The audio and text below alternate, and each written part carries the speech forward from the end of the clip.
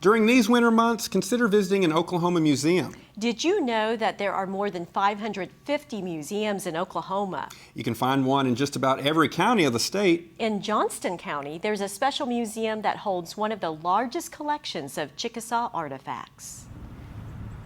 Located in the historic capital of the Chickasaw Nation, the Chickasaw Council House Museum is full of history. 1855, we began our government, and Indian Territory became the state of Oklahoma in 1907. The museum features the original Chickasaw Council House, the log structure built more than 150 years ago. There are 3 gallery exhibits that showcase Chickasaw history and heritage. The story is told from the very beginning. They made their needles from wood and also from bone. Chickasaw artifacts are on display. Each item represents a time, a place, and the people of the Chickasaw Nation. Adeline Brown was a Chickasaw. She put out the first recipe book with Chickasaw recipes that our people still use today. This area of the museum features people who preserved the tribe's culture and those who represented Chickasaw as well. We pinpoint something that is special about each one that has brought them to the forefront to inspire the next generation of young people.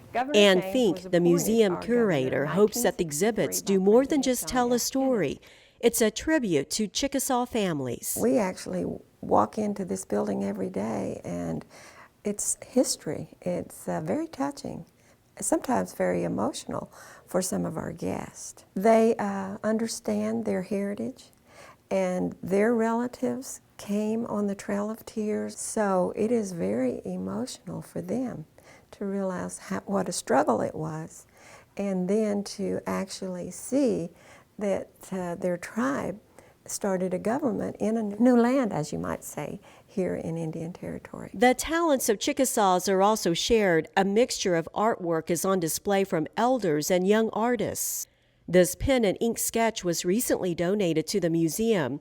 It was Annie Colbert Meek's final art project before graduating from Bloomfield, a boarding school for Chickasaw girls.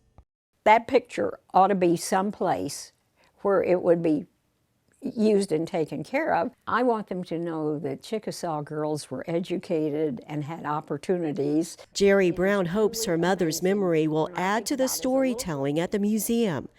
One of the best tributes to the early Chickasaws are the photographs shown one by one of the original Chickasaw enrollees. So it's every day I can walk in and say, "Hello, grandmother. I'm here today because of you."